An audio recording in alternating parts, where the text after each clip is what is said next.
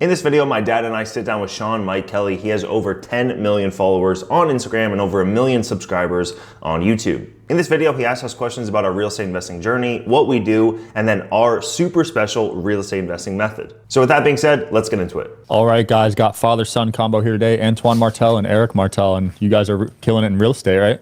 Yep. Nice. How Thanks long for you having guys? us. Yeah, of course. How long you guys been in the real estate game? 10 years now. Wow. So right after the '08 crash then, right? So I was in college. He was working full time. When I was in college, I moved all my classes to the nighttime so that throughout the day we went to a conference, a real estate conference. Yeah. And then after that became addicted to real estate, moved my classes to the nighttime so that throughout the day I can work on the fix and flip business. And then we would chat when he was off of work, when I was done with school. And then right out of college, we started flipping houses, buying rental properties, but all in the Midwest. And actually, in the beginning, the intention was not to flip; it was to build a passive income portfolio for the family. And then it turned into a turnkey business shortly after that because there was a lot of interest. A lot of people that we knew were like, "Hey, I want to buy the property when you're done with it. Like, can I do that?" And then Antoine is like, "Hey, you know what? I think we have a business here. We can actually flip these houses." Yeah. It's not easy to do that though, right? No. I mean, we take all the risk. Basically, that was Martel Turnkey, and we basically took all the risk of the acquisitions, the risk of the construction, the rehab, the rent, all of that. And then our investors, the people that were buying the turnkey rentals, I mean, it was cash flowing from day one. There was a tenant. It was recently renovated. So most of the risk was taken away, and they could see what the returns were. That's smart. So, yeah, because a lot of people that get wrecked in real estate, they have too much risk. Exactly. Yeah, and it's because they only have one exit. Right. So with us, we do like this turnkey fix and flip model. So we'll buy the house for $50K, renovate it for $30K, put a tenant in place. We're cash flowing. We're good. Then we can find a buyer. If we sell it, great. We make a profit. If we can't sell it, it doesn't matter to us. Smart. So no you're getting matter houses which that way. cheap? 50K? Yeah. We still are getting houses that cheap. What? Where is this at? Detroit, St. Louis, Cleveland, Okay. Akron. I didn't know houses were that cheap. They still are that cheap. Yeah. Even Dude. today, our average deal we do is $60K purchase, $30K. Damn. I've never heard of houses below like 100K. Like this is crazy to me. Yeah. Yeah, when we talk to people in California, they can't believe it. They think That's we're their crazy. monthly rent right there. Yeah. You see, that's a shed. That's a shed in my backyard. It's 50K. So how can people live in that? And yeah, Damn. And those rent out for $1,000 to $1,100 a month. And is that Section 8? That's just a cash paying tenant. If you get Section 8, you can sometimes get in some cities, certain cities, you can get a little bit higher rent renting it out on Section 8. Yeah, that's a hot topic right now, but I feel like social media is making it too easy. Like they're just saying, oh, you could invest in Section 8, but I'm sure there's a lot more steps to get involved. There's a lot more steps to, Section 8 definitely complicates the process. It has pros and cons. Pro being part of the rent is guaranteed by the government. Cons of Section 8, it does slow down your process a little bit. Like, for example, I buy a house for $60K, renovate it for $30. I'm all in for $90 or $100. I can go post it online for rent, and I might get cash paying tenants to apply right away that move in next week. Section 8, I now have the government involved, right? So I have to go through an inspection process, all these different processes to be approved to rent it out to the Section 8 tenant. if you know ahead of time that you're going to do a Section 8 strategy, that helps you a little bit because then you can tell your contractor the first time around that, hey, you know what, we're going to do Section 8, so I know that I'm going to have to put, handrails on everything that has a step and all these things. Right. If you wait until later, then you have to have an inspection from the Section 8, and then they would tell you, oh, you have to do handrails, you have to do this, you have to do that. So if you know ahead of time, if you plan your strategy well, it saves you a little bit of steps. But then the tenants are Section 8 tenants, so you limit your pool, yeah. Your pool, yeah. When the interest rate shot up a few years ago, did you guys get pretty hurt from that? It was definitely tough because we were trying to sell a lot of stuff and we weren't planning on refinance. I think we had 250 houses at that time. Damn. When interest rates started spiking. Yeah. And we were like, what do we do?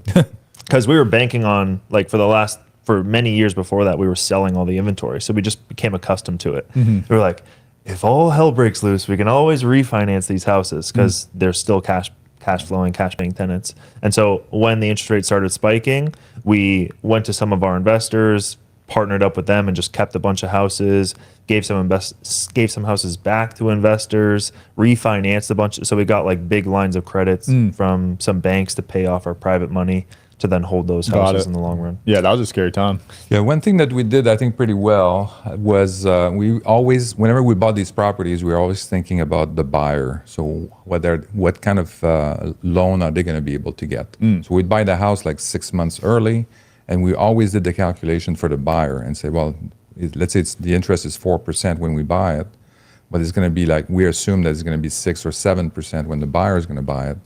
So that really helped us actually not buy properties at too high a price, and we still have some good profit margin at Smart. the end. Yeah, because now it's like, I just bought a house a couple weeks ago. Dude, it was 8.5, and I had to buy it down to 7.5. Oh, wow. Isn't that high?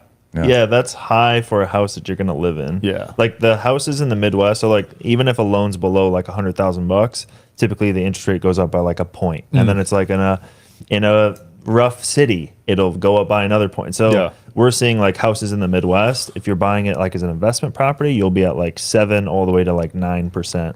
But that's super high for a house you're gonna And live. here's my problem with it, because as entrepreneurs, we try to write off everything. So on paper, my income was 50K or something stupid low, right? Yeah. So I had to do a bank statement loan. So the interest is already automatically a point higher. Yeah. So it kind of sucks as an entrepreneur to buy a house. Yeah. That was his big problem as well. Yeah, you write off everything, so your income's low, and then when you go to buy $1 million house, they're like, you can't afford it unless you pay this interest. We with Martel Turnkey, we're flipping like 20 houses, 30 houses a month. We tried to refinance one of our houses with like a very similar loan. We did not get approved. Damn. Yeah. Because you they're have like all this asset. because the same thing. We were like making no money on paper. We were flipping 20, 30 houses a month with a business, and it's like, okay, now I'm gonna buy one of my houses in inventory and just get like a loan on it, on a bank rate loan. And Dude, then- it was mind blowing. yeah, and it's like, oh, you have no income, you can't get a loan. I'm like, I'm literally doing this 20 times a month, and I can't get a loan to like hold it for longer than 6 months. It's such a broken insane. system, dude. Because with the bank statement loan, I qualified for a $5 million house, but with the traditional route, I couldn't even buy $1 million house. Wow, Isn't that crazy? Yeah. that's crazy. Yeah. So I don't know if there's I get it from their point of view, but there should be a new system, I think. Yeah, I mean, even for like finding a place to live, like some cities that we like in LA and in Miami, like a lot of the apartment buildings will take like your stated income or just like your bank statement, just be like, yeah, but my W-2 is showing no money, like my business is like breaking even, but I'm making 30 grand a month coming in on my P&L or my personal bank account, and so they'll take that to even like find a place to live. For example, is tough. That's what I'm as an saying, though. If you have $1 million in a bank account, you should be getting a good interest rate on that. You know what I mean? Like if you could show that. Yeah. But money is easy to move around, so. Right. Yeah, maybe they would assume you just had your family send you money and then you had $1 million. So I get it from a risk point of view, right? Yeah. And then a bank perspective too, if you just have money sitting in an account too, they're like, we don't know where this money came from. We need to verify. So sometimes if you go buy like an apartment building, they want to verify where all that money is coming from. And it can't just be like, they actually look at the last 6 months of your bank statements or 3 months, and they'll be like, did you just get 250K here? What's that for? So they want letters of explanation. Yep, for I just went through all that. Yeah. 'Cause I had to probably cash do that. out some crypto, and they were like, "What the hell is this?" What's this? Yeah, exactly. I didn't know it was that intense, honestly. Every yeah. deposit. Yeah, anything above 10K, they were like, exactly. "Holy crap!" Yeah, exactly. Like I had some invoices, or like, explain exactly what that is. We're doing all these transactions, right? We're sending money 60K out or 50K. Yeah, that's common for you guys, I 50K bet. coming in, 100. You know, we have explain this, explain that. Wow, this is going to be a while if I have to explain everything that goes in and For out. real. It was to buy a crazy. house. It was Yeah. crazy. I Yeah, mean- mean, we bought an apartment building and then we used that same bank account, and they were like, "What are all these transactions?" It's like, dude, Yeah. it's literally a business. Because Like, all what do these you want us banks to are do? scared from 08 crash. Yeah, Because they were just handing money out. yeah. It was their fault. Yeah. Yeah, don't blame me. For real. You think something like that will ever happen again? That crash? Well, I hope not, but I think that right now we're seeing some around the Dscr loan that could be a little bit of challenges in there for people that are doing like Airbnb kind of thing. I think there might be a little bit of risk there. Commercial, I think there's some risk there in terms of lending, but What's DSCR loan? DSCR is kind of like asset-based lending. So it's basically they want to make sure that whatever the property that you're buying with that. They're not looking at your income. They're looking at the amount of money that the property is making. Oh, interesting. If you have a long-term rental, it's not so much a problem. I see it as a problem if with Airbnb or short-term rental, where that your income could be very high, like for a couple of months, and then all of a sudden it dries to zero. So that's where I see a little bit of risk on the residential space. Commercial, like office space, I think there's some risk there. Yeah, that Airbnb game was hot for a while, but I feel like it's died down pretty heavily, right? It's died down a lot. Yeah, but if we're heading into a recession as well, I mean, I don't want to be like doom and gloom here, but even if it just slows down, then so these short-term rentals would be in trouble. Yeah, the recession thing, I feel like we've been in one for years personally, but what do you guys think? You think we're in one yet? I think well, that's tough to say. There's a lot of things going on right now where you just like, everything is fine. Like, there's some companies that are laying off employees and inflation is more stable and stuff. But when the Federal Reserve says they're going to cut rate, this is not a good sign. So they're seeing something that is not good. Oh, it's not a good sign when not they a cut good the interest sign. rate. Yes, What do you mean? Because they're trying to stimulate the economy. And I think the economy is going okay. So why is the Fed thinking of cutting the rates? Oh, so you like the rates right now at this price? I like the rate. I think the rate is a normal rate. 8.5 is normal? Yeah. Really? Yeah. Wow. So the average for the last 50 years was like 7 3/4. Oh, So wow. if you look at Really? the average, So we just got so used to the low absolutely. rates. low rates. Yeah, especially you guys. You never saw like I never saw this because I was never shopping for houses years ago. Yeah, So that's this right. was my first experience. when we bought our first house, my wife and I, his mother, it was like 13%. Holy crap. What? We were Bro. fine. We were fine with In that. 2001? Damn. Yeah, no, it was before 2001. It was like 1995 or something like that. Holy. Dude. Yeah. 13%. I'd Yeah. be crying to sleep. Yeah. That's insane. But we thought it was fine. We thought, that's okay. It's going to appreciate, and we don't have to pay rent and all that kind of stuff. Did it end up appreciating? It ended up appreciating a little bit, but Okay. now, I mean, I don't own a house. I actually sold my house to invest in real estate. I know it sounds kind of weird, but yeah, I mean, I kind of like Grant Cardone. Like I rent my house. Really? I rent where I live. Wow. I don't want. It doesn't make sense to buy a house. Yeah, because he has that controversial take that a house is a terrible investment. It is a terrible investment. Really? Absolutely. Yeah. Wow. Yeah, I bought mine more for safety. Like if I end up making money on it, that's cool, but I didn't see it as like an investment. You know what I mean? Yeah. So if you like that, as long as you don't see it as an investment, that's fine. But Yeah. But a lot of people do. Oh, Yeah, a lot of do. people put their Yeah. net worth in their house. Yeah. Exactly. And that's the situation I was in before I sold the house. I had absolutely everything running on that house. Yeah. I had no 401k almost. Oh, And that's it was just stressful. and then everything was there. And there was a lot of money, a lot of equity. And every day I would come from work and I was like be stressed out and tired. And then I would look at the equity on the couch watching TV and, Yeah, because he bought that house. We immigrated from Toronto to the Bay Area. That's a big change. In 2001, they bought that house for like 700K or something like that. That's unheard of now in 750, San Fran. Yeah. And then wouldn't you sell it 2,000? 2.1. Holy crap. Went up 3x? Yeah. Dude. Yeah, San Crazy. Fran's popping off right now. Yeah. Crazy. Well, it's adjusting down now. Oh, is it? Yeah. Oh, yeah. I was just there and I was like Zillowing houses that I passed by. Some of them were 15 million for like God. 3,000 square feet. Yeah. It's like not even a mansion. Yeah, it's still expensive, but it's coming down. Like I have a lot of people that invested in real estate in the Bay Area, Yeah. and they're having a hard time selling their house. Which cities get hit first in America usually? I think all these ones where where you see some kind, like it's a little bit different because I think the big one, everyone that's where it's expensive. That's kind of like bubble territory. So San Francisco had been kind of like in bubble territory for the longest time.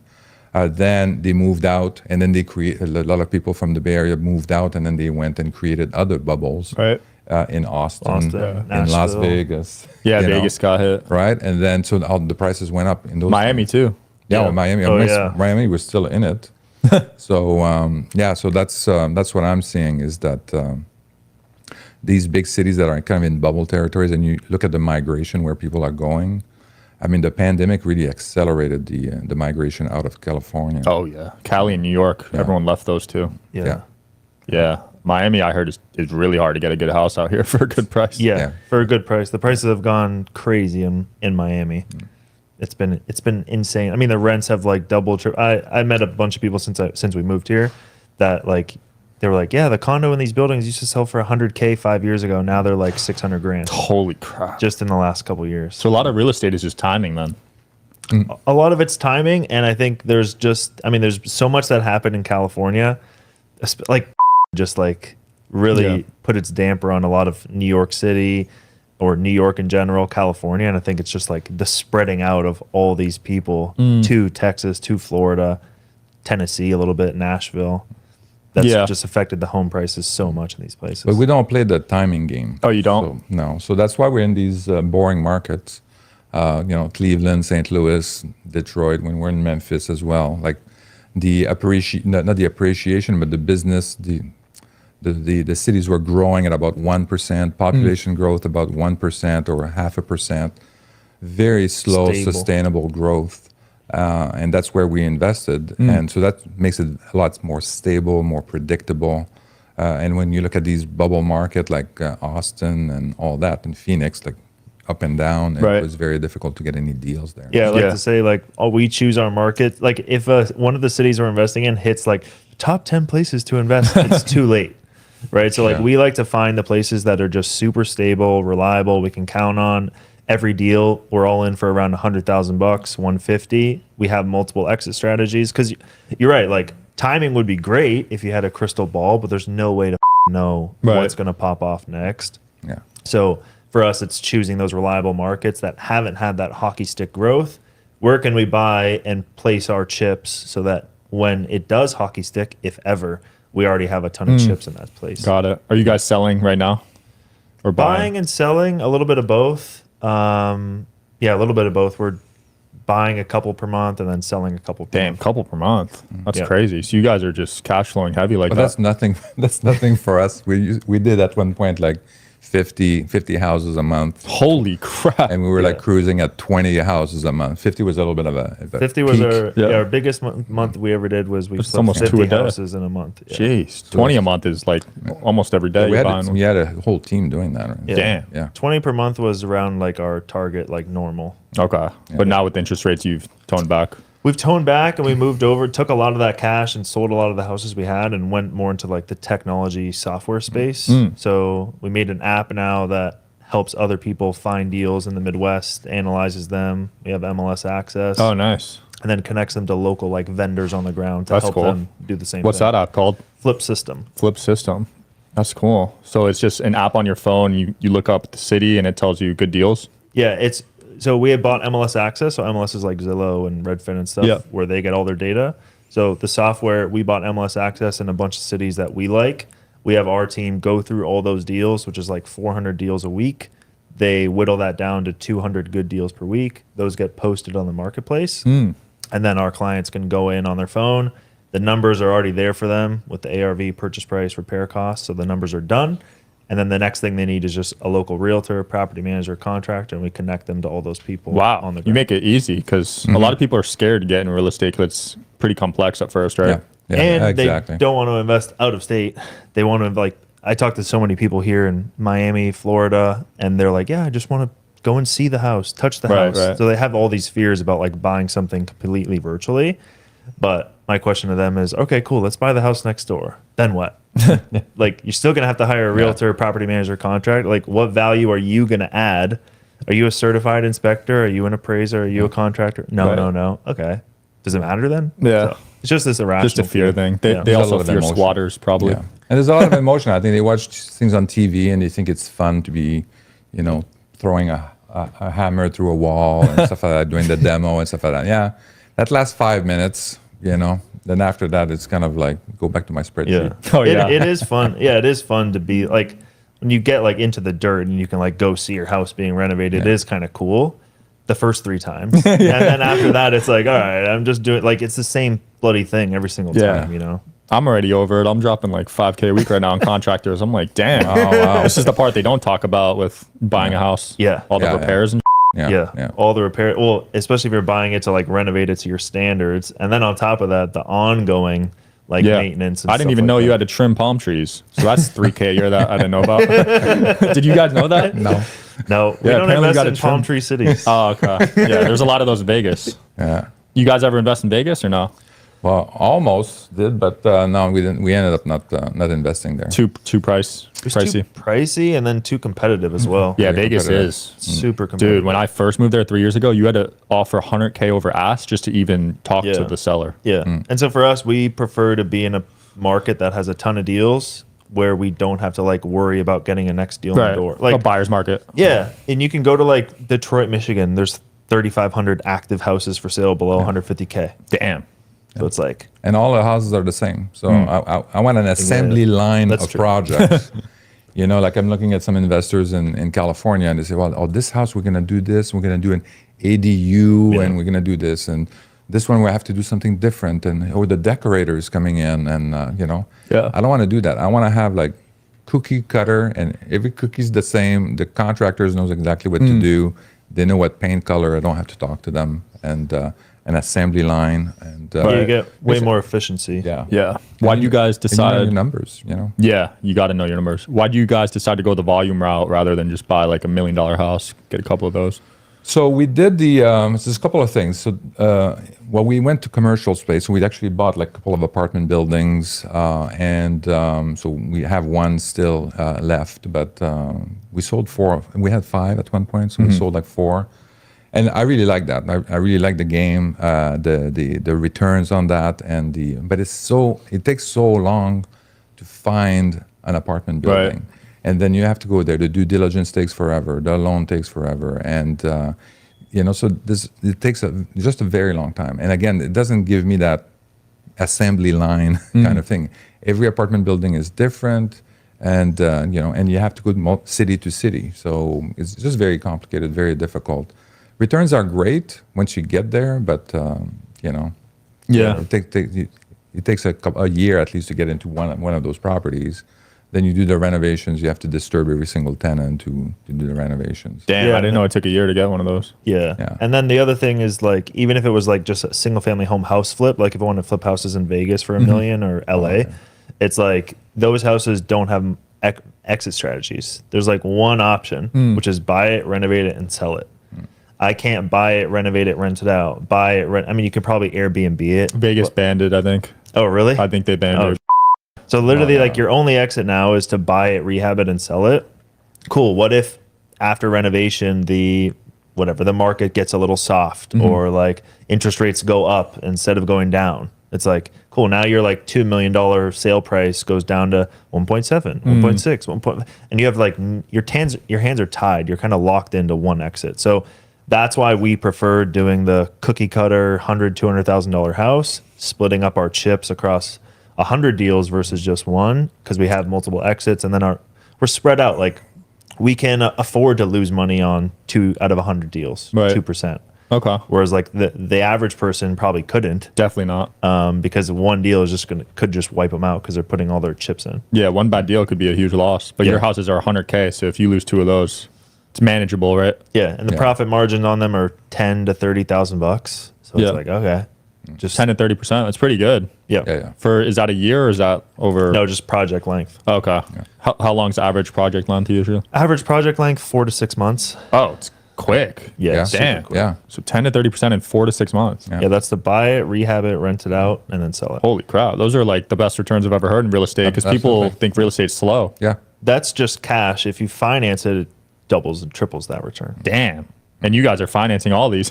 Yeah, we are. You got a good system here. So we'll buy the house, get a hard money loan on it. Hard money funds like 80% of the purchase, 100% of the rehab. So you can like flip a house today in the city in the Midwest for 15K out of pocket. Dude.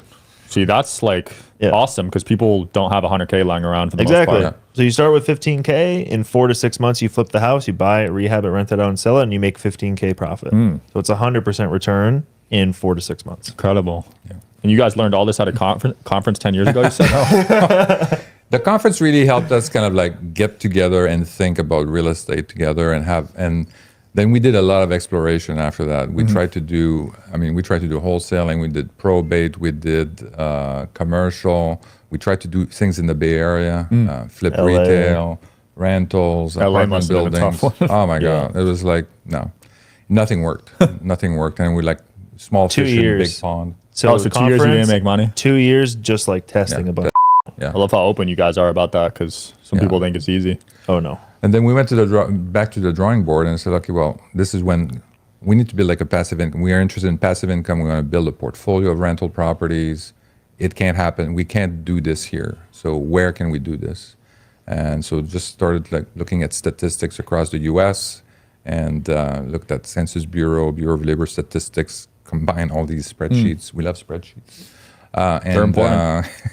And then, so we looked at Memphis, Cleveland, St. Louis. These were the three cities we looked at initially. And Antoine went on the phone, calling every realtor in town. And there was only one of them really made sense. Yeah. And that's where we bought our first house in Memphis. And you didn't even see it. You were buying it from here? That's right. In Florida? Yeah. Wow. Yeah. From LA. From LA. Yeah. Damn. So you guys really believed in the model. We did. Yeah, well, there was nobody else really. Like, I remember going to like conferences or like networking events in and around LA. I was right out of college, 22, 23 or whatever, and I was going to these conferences, youngest person in the networking event, and they were like, we're trying to find deals in LA. We're trying to find deals in LA. And I'm like, I just bought my first house in Memphis. And it's like they had been trying for 5-6 years to flip their first house in LA, going to all these meetups. And I was like, I've been trying for 2 years, but I started looking at out of state a couple months before, and I bought my first house already, built the team. And so people's brains started exploding. And then I think that's when a lot of people in California and New York like started opening up to the fact that they can buy stuff in out of state. Right. And they could buy it like all done up with the tenant in place, like with a bow on it for $150K. Yeah. And in their local market, that'd be $2 million or something crazy. Absolutely. And it win cash flow. Yeah. What kind of background do you need to raise hard money? Do you need deals under your belt to get to that level? Yeah, well, hard money normally, if you have like a good credit score, if you have like, if you have some money in, you're going to put some money, skin in the game and stuff like that. So that'd be great to do that. So that's basically the requirements for that. But we really like also private money lending. So if you have like a rich uncle and stuff like that, so really kind of like go and tap to those resources. The people that know you already, then you let them know that this is your coworkers and all that, and say, hey, I want to do this, and then that helps you. You can get some better loans, lower rent, lower interest rate, no points, and then they're happy to help you. And especially if these people live in California, lending like 50 to 60K, it's not a big deal. Yeah, if you live in LA, Yeah. Hard money is great because there's no income. So just like the thing we were talking about, like for you to go buy your house, you have to show all that stuff for your income. But for these loans, they're used to working with fix and flippers. So it's like, all right, we don't care about your income anymore. It's just taxes. And then we're going to analyze the deal side by side with you. So we're going to get an appraisal on the property. They do all this kind of stuff, rehab, repair cost, estimator, all this kind of stuff, to verify that they think it's a good deal. And then do you have the credit score to back it? And then like he mentioned, do you have the cash to actually put some skin in the game? Yeah, I know a few hard money lenders. They live a good life, man. Yeah. They just sit there and collect a check. And a lot of them are not even lending their own money. They have like a rich uncle. Or that's even crazier. Yeah. Or they have like family office. They go to family office mostly. And they're happy with 10% a year. Yeah. These hard money guys. Yeah. Like 10, 12% a year. Yeah. And so what they'll do is they'll charge these points as kind of like their fee for getting the loan together. And then the 10% is like, cool, family office, here you go. Yeah. Like, here's your 10%. Because then the family office making 10%. They'll be pumped with that. Because they're managing so much that 10% is actually good to them at that level. Yeah, exactly. Yeah. But with this model, it's cool to see it works at scale with these returns. Yeah. It's also very nice when you see that the Flip System clients are actually, if they follow the program, they do the training, they get together with our coaches. And so to me, I find it so exciting that these people are actually getting into their first deals and then the renovations and all of that. And then they sell their first property at a profit. And Love it's it. like unbelievable. Yeah. Do you get a percent of their profit? No. Oh, really? No, it's all theirs. I mean, we're just coaching them along the way. Okay. This is great. So this is entirely their business, their thing. We don't get involved in it. Nice. Yeah, we'll definitely link that up below. Anything else you guys want to promote or close off with? Nope. No, that's it. Just the app. Nothing Cool. really. We'll link your social media below as well. Yeah. We'll want to message you guys and maybe a contact email. But that was awesome. Thanks for coming on. Awesome. Yeah, Thanks for thank you, having Sean. us. Yeah, thanks for watching, guys. See you next time.